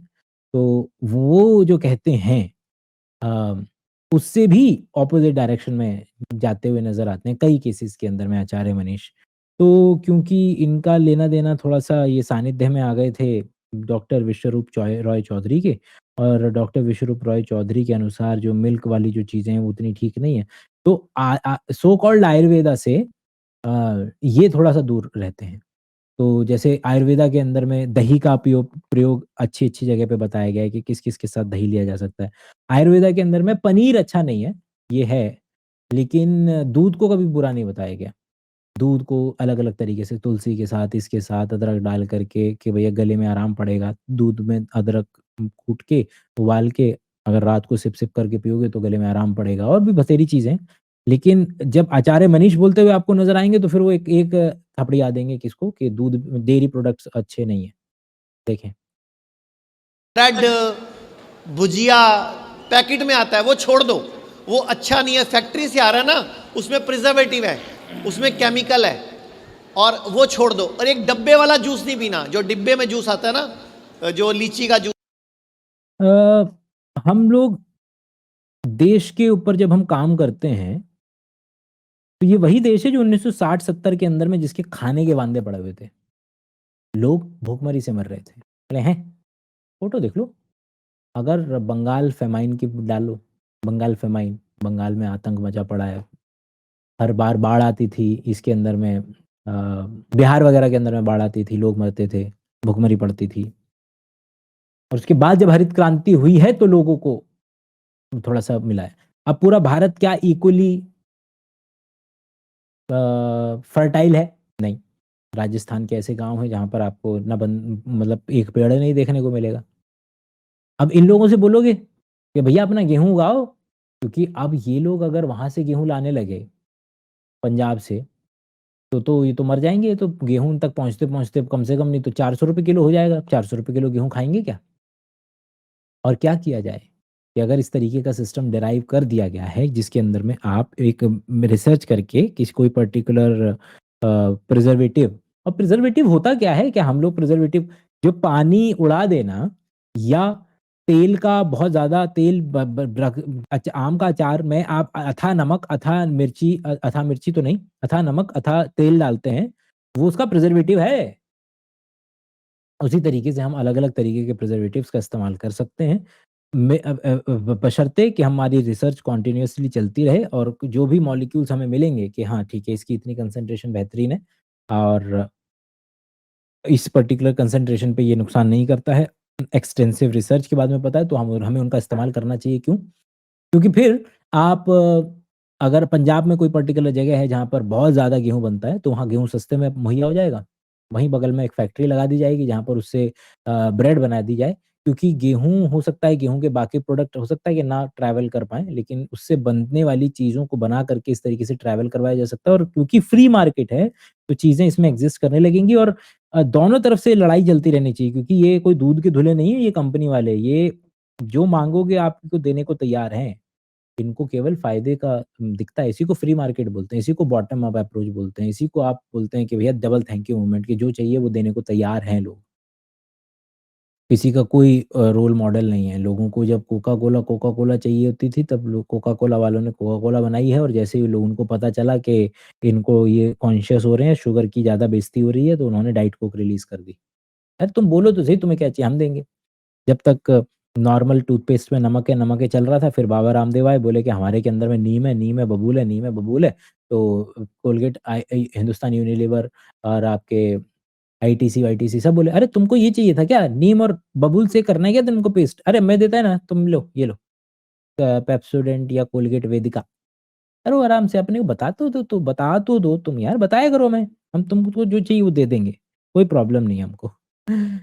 तो प्रिजर्वेटिव्स किस तरीके से एक जगह से दूसरी जगह सामान को ले जाने और उसके खराब ना होने और उसके बर्बाद ना होने के लिए बड़े मतलब कि हम अपने देश को आगे बढ़ा सकते हैं, बहुत ज़्यादा आगे बढ़ा सकते हैं। अगर हम ये प्रिजर्वेटिव ना होते तो आपका कोई भी सामान ज़्यादा दूरी तक ट्रैवल ही नहीं कर पाता, जिसके अंदर में सब चीज़ें आएँगी, जिसके अंदर में वो लूप में फँस जाते हैं। गरीबी का ना लूप बड़ा खतरनाक होता है।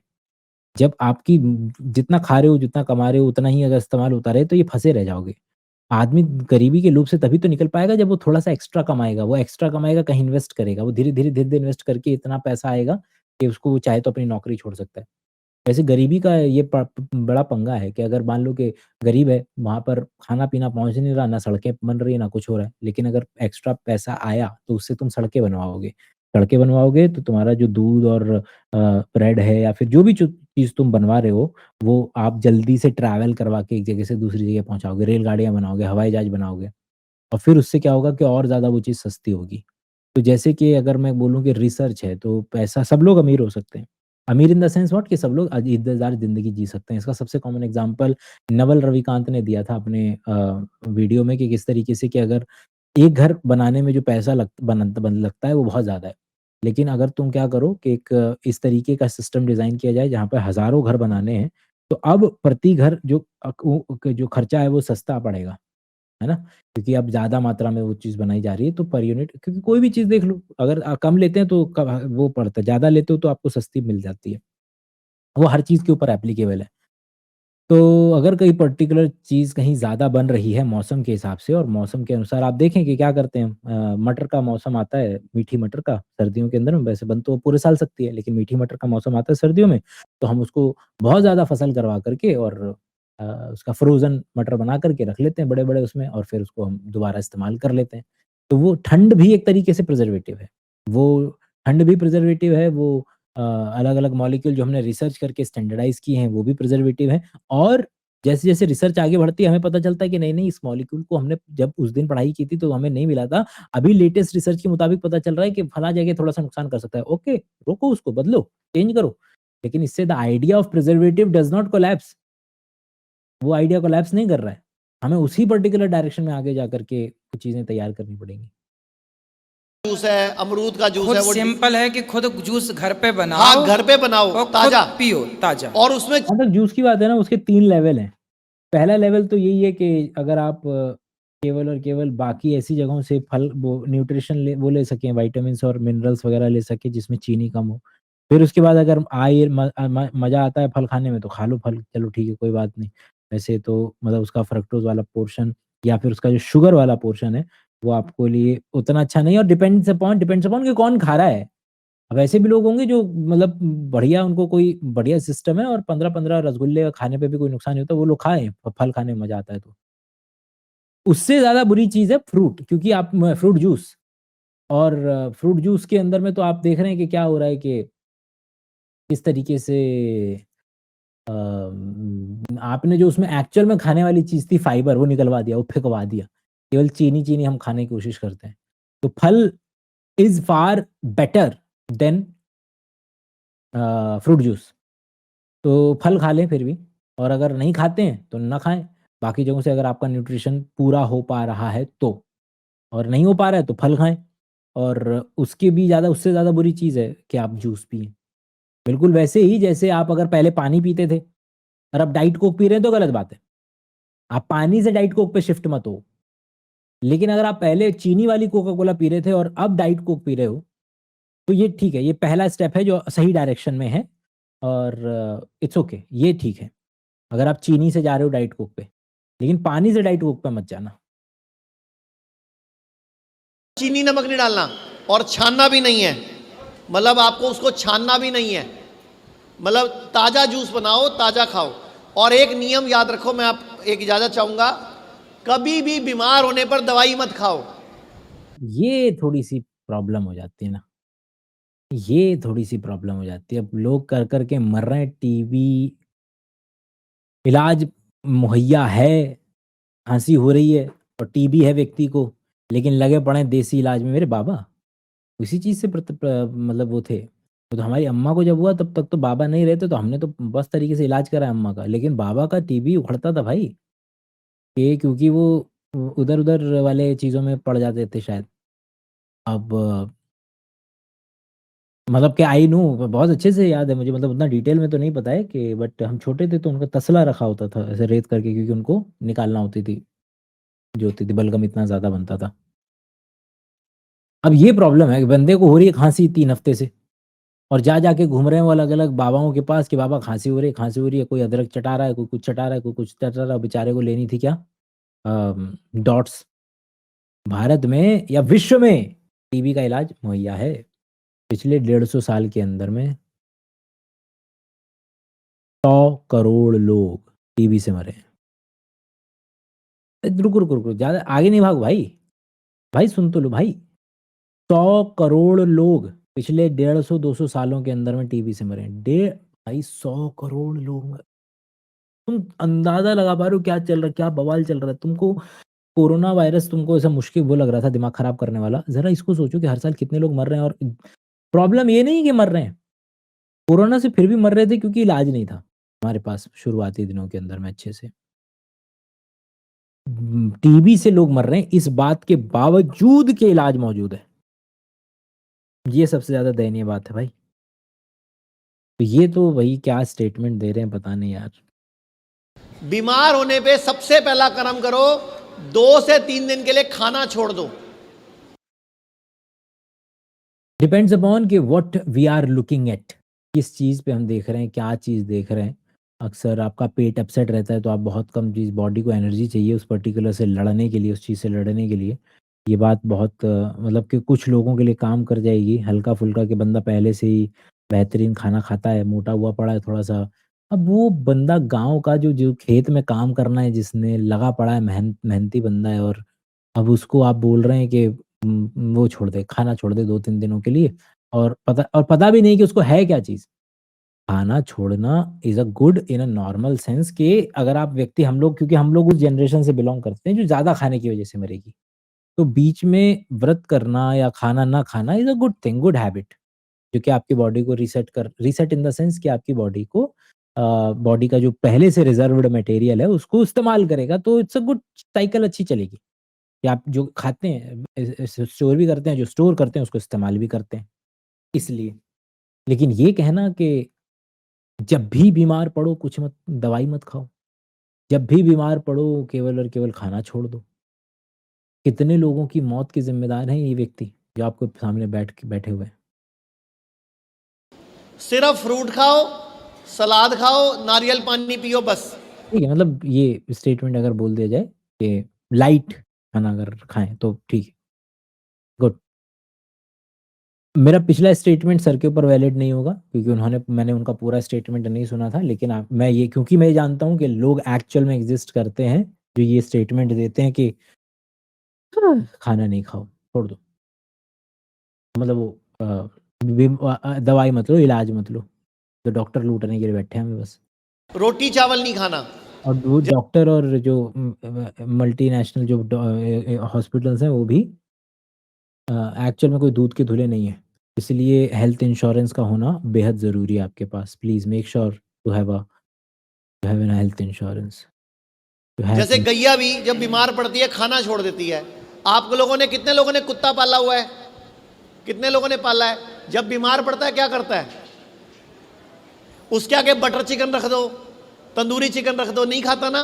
कौन से स्कूल में जाता है आपका कुत्ता? कौन सी यूनिवर्सिटी में जाता है? उसके तो ये भी नहीं पता उसको मम्मी पापा कौन है। और आपको सब कुछ होने के बावजूद भी आप खाते और खाते रहते हो। तो बीमार पड़ने पे खाना नहीं खाना। नहीं, एक बीमार आदमी खाता नहीं है, घर वाले खवा, अरे और पड़ जाएगा और थोड़ा खा, थोड़ा ये खा लो, कमजोरी आ गई, और घर कमजोरी। वाले ना खवाते उठा। ये बेटर तो सही ज्यादा सही आइडिया है कि व्यक्ति खुद से नहीं इतना करता जितना कि घर वाले बेचारे, क्योंकि उसका भी एक रीजन है ना।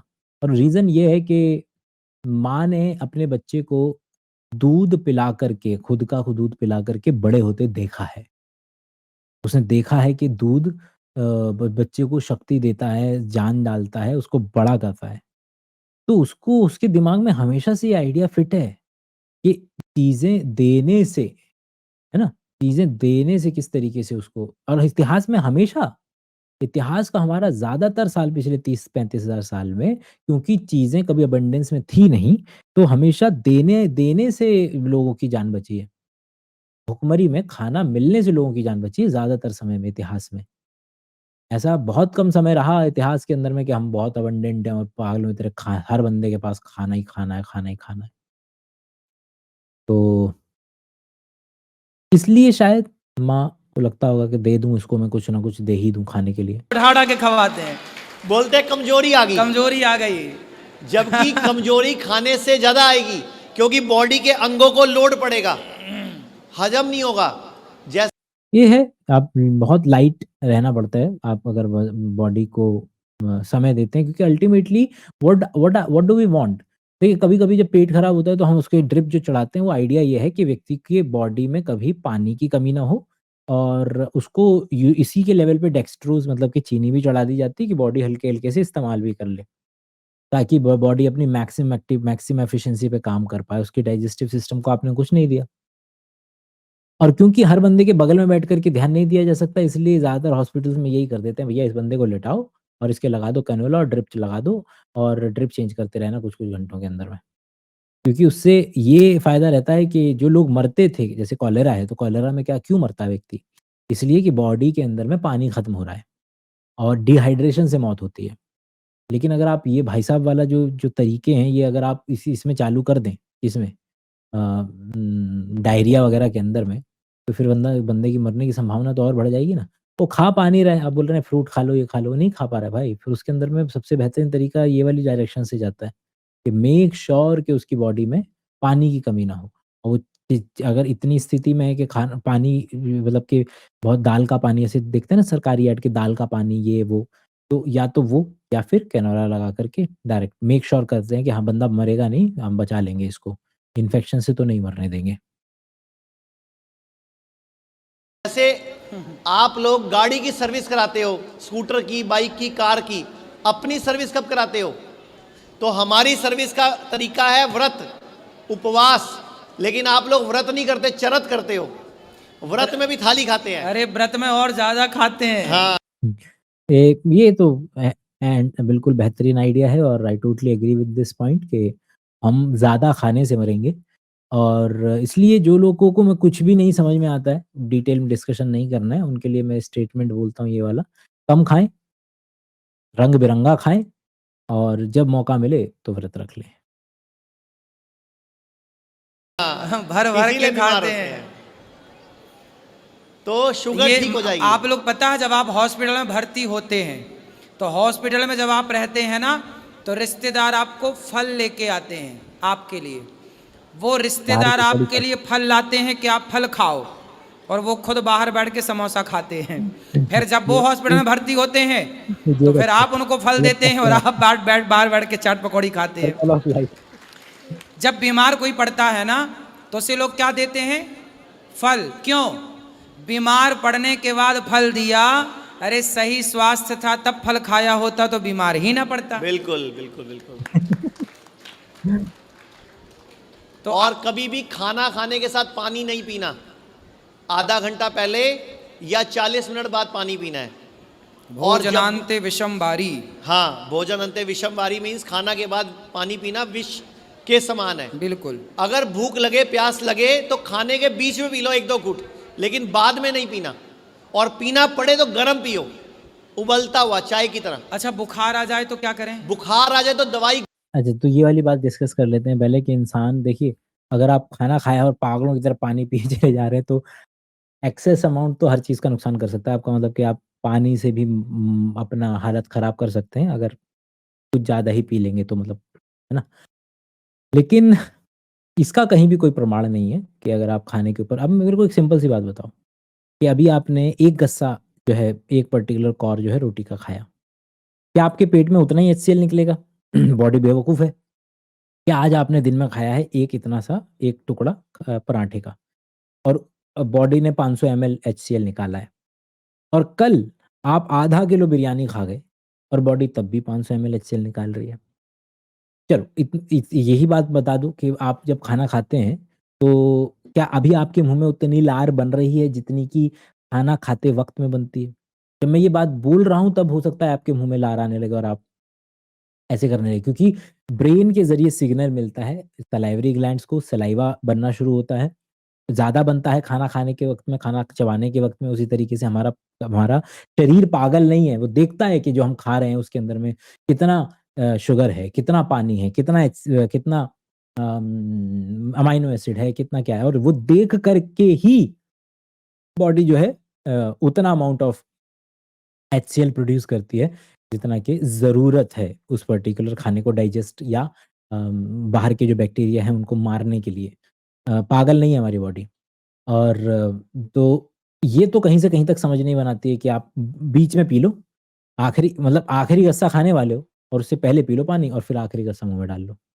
ये कोई लॉजिक नहीं बनाता है, तो ज़्यादा ना पिएँ, थोड़ा पी लेंगे कोई चल जाएगा, लेकिन इतना ज़्यादा लोग जो इसका बवाल मचा कर के रखते हैं, जितना ज़्यादा लोगों से मैंने ये सुना है, जितना सेंट्रल आइडिया है लोगों की ज़िंदगी के अंदर में कि खाना खाने के बाद पानी नहीं पीना है, उससे ज़्यादा ज़रूरी है कि बेटा शाम को जो दारू-वारू चल रही है तुम्हारी, वो बंद कर दो। गलती से भी नहीं खाना। फिर 1 घंटे में बुखार ठीक हो जाएगा। करना क्या है, एक बाल्टी भरनी है गर्म पानी की और 40 डिग्री टेम्परेचर पूरा गर्म करना है जितना सह सको आप। उसमें इतने घुटने तक पाँव डुबो के बैठना है और जैसे ही पानी ठंडा होने लगे 2 डिब्बे निकालने हैं, 2 डिब्बे गर्म डालने हैं। मतलब गर्म पानी मेंटेन करना है 40 मिनट तक, 60 मिनट तक, और गर्म गर्म पानी ही पीना है साथ में। 1 घंटे में 100 में से 80 लोगों का 80 बार बुखार ठीक हो जाएगा। अरे भाई साहब! 100 में से 80 लोगों का 80 बार बुखार, 100 में से 80 लोगों का 100 में से 80 बार बुखार ठीक हो जाएगा, ये तो डबल प्रोबेबिलिटी लगा दी भाई। नहीं? अरे! पॉइंट इज़ कि बॉडी हमेशा क्या करती है, एक फीडबैक मैकेनिज़्म लेती है। अगर बॉडी को पता चल रहा है कि पहले तो हाइपोथैलेमस देखेगा कि बॉडी से इन्फॉर्मेशन जाएगी कि कोई इन्फेक्शन हो गया है, उस इन्फेक्शन को मारने के लिए क्या किया जाए कि बॉडी का तापमान अगर थोड़ा-सा बढ़ा देंगे तो ये मर जाएगा। और ज़्यादातर केसेज़ में क्या होता है कि बॉडी का तापमान एक हद तक ऊपर जाता है, तो बॉडी का नेगेटिव सिस्टम एक्टिवेट होता है और आपके टेम्परेचर को नीचे लाया जा सकता है। और मेरे को लगता है कि आधी पढ़ाई करके जो ये सर की तो नॉलेज नहीं है, मेरे ख्याल से ये उन्हीं का आइडिया होगा, डॉक्टर विश्वरूप रॉय चौधरी का, कि किस तरीके से बॉडी के इस सिस्टम को एक्टिवेट कराया जा सकता है क्या? कि बॉडी का तापमान अगर ज़्यादा है तो उसको और ज़्यादा टेम्परेचर में दे दो ताकि बॉडी को नेगेटिव फीडबैक सिग्नल मिले हाइपोथैलेमस को और बुखार नीचे आ जाए।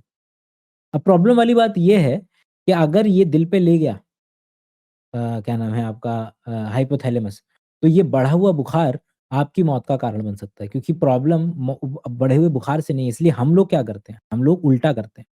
102 अगर पहुंचा है तो पट्टियां रख रख करके बॉडी के तापमान को नीचे लेकर के आते हैं, क्योंकि 102 से ऊपर अब बॉडी का क्या हो जाएगा, प्रॉब्लम हो जाएगी, बॉडी खुद को ही खुद के प्रोटीन डीनेचर होने शुरू हो जाएंगे, खुद को नुकसान होना शुरू हो जाएगा।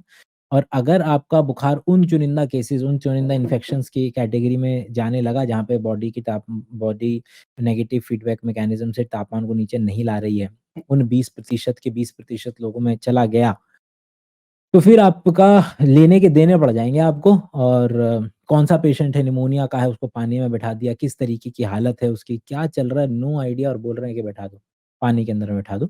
और दवाई क्या, मतलब किस चीज़ की ज़रूरत ही नहीं है आपको, कि क्या इन्फेक्शन हुआ है, किस तरीके का इलाज चाहिए उसे। अ, कई लोगों की मौत के कारण बन सकते हैं वो, शायद मरे भी होंगे कई लोग इस तरीके से। तो आई होप कि आपको ये पता चल रहा होगा कि अधूरी जानकारी किस तरीके से नुकसानदेह हो सकती है। तो बेचारे कोशिश कर रहे हैं कि उनको अगर ये बात पता चल गई नेगेटिव फीडबैक मैकेनिज़्म वाली, तो वो हर बंदे को इसी पर्टिकुलर से ठीक कर देंगे। उनको ये नहीं समझ में आ रहा है कि टेम्परेचर ज़रा थोड़ा-सा भी ऊपर गया, यही लोग हैं सारे के सारे, मतलब कि आप आए दिन देखते हैं, दुनिया वर्ल्ड उसके बेस्ट हॉस्पिटल्स में नज़र आते हैं ये सारे लोग, जो दलीलें दे रहे होते हैं कि डॉक्टर लूटने के लिए बैठा हुआ है। और अगर एक बार में ठीक ना हो तो ऐसा ही शाम को दोबारा कर लो। सिर्फ 5% लोग होंगे जिनको 2 दिन ऐसा करना पड़ेगा। आयुर्वेद कहता है बुखार हमारा मित्र है।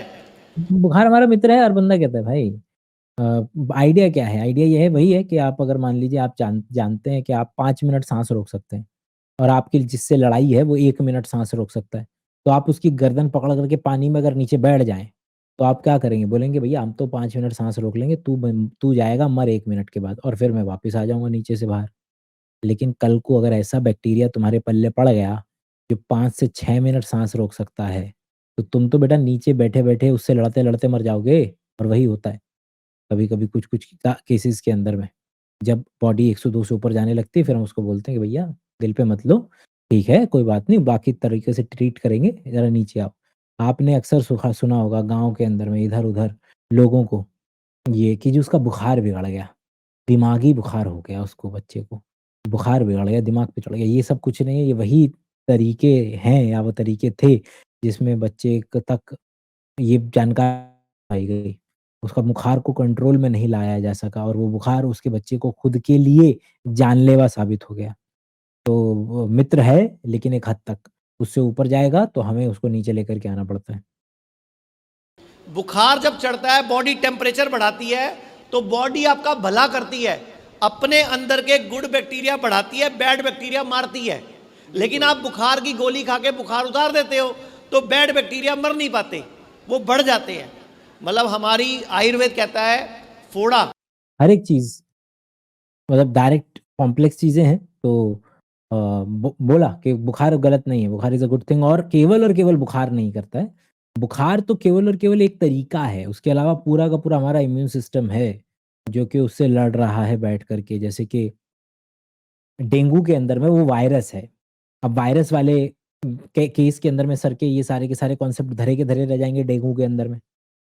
और बैक्टीरिया के, अगर मैं मलेरिया की बात करूँ तो क्या नाम है आपका, प्लाज्मोडियम है वो तो। इस तरीके से उस पे क्या करेंगे? वो तो आरबीसी में घूम रहा है, लिवर के अंदर में घूम रहा है। तो नॉट क्योंकि बैक्टीरिया हर बंदे ने सुना होता है, तो वही शब्द जो है वो लपेट देते हैं। हो सकता है सर को भी क्या पता हो कि किस तरीके से, कि what is actual the difference between a Plasmodium virus and a bacteria. उनकी लाइफ साइकिल क्या है? मॉलिक्यूलर मैकेनिज़्म क्या है? बॉडी पे किस तरीके से अटैक करते हैं, इंटरैक्ट करते हैं? इसके अलावा अगर देखा जाए तो ये वाले पार्ट को एक बोल रहा था मैं, को तो बोल रहा था, याद आएगा जब बोलेंगे तो। फुंसी। हाँ, तो बुखार वाली जो बात कर रहे थे हम, कि डेंगू वाले केस के अंदर में क्या होगा कि डेंगी वायरस है वो, और वायरस तो बॉडी को खुद ही उसने, इम्यून सिस्टम ने उससे लड़ना है। हम कोशिश करते हैं कि केवल और केवल बॉडी का टेम्परेचर मेंटेन करवाएं, ज़्यादा बॉडी अपने आप को हार्म ना करे, और दूसरा कि बॉडी में फ्लूइड वगैरह की कमी ना हो, और एक मिनिमम समय गुजरेगा जिसके अंदर में ज़्यादातर लोग ठीक हो जाएंगे, क्योंकि बॉडी खुद ही लड़ रही थी उस वायरस से। और ज़्यादातर केसेस में यही होता है कि बॉडी को ही लड़ना है, और हम कोशिश करते हैं कि सिम्प्टोमैटिक सिम्पटम्स जो है, बंदे के जो सिम्पटम्स हैं जिसकी वजह से वो परेशान हो रहा है, उसको थोड़ा-सा अगर हम कम कर पाएँ, ताकि मेन बात पे ध्यान दे सकें। लेकिन वो ये कि हमारा एजुकेशन सिस्टम, मेडिकल सिस्टम इतना ज़्यादा अजीब चरमराया हुआ है कि जब तक हम उसको बोलते हैं कि अरे डॉक्टर साहब सर में बड़ा दर्द हो रहा है, हम उसको बोलते हैं ये लो गोली, और सर में दर्द हो रहा है तो चलो बताओ कि किस-किस से हो रहा है? अच्छा ये टेस्ट करा के आना, अगली बार हम और डिटेल में डिस्कस करेंगे। हाँ, उसके सर दर्द बंद हो जाता है, बोलता है भाड़ में गया डॉक्टर, हमको क्या करना है?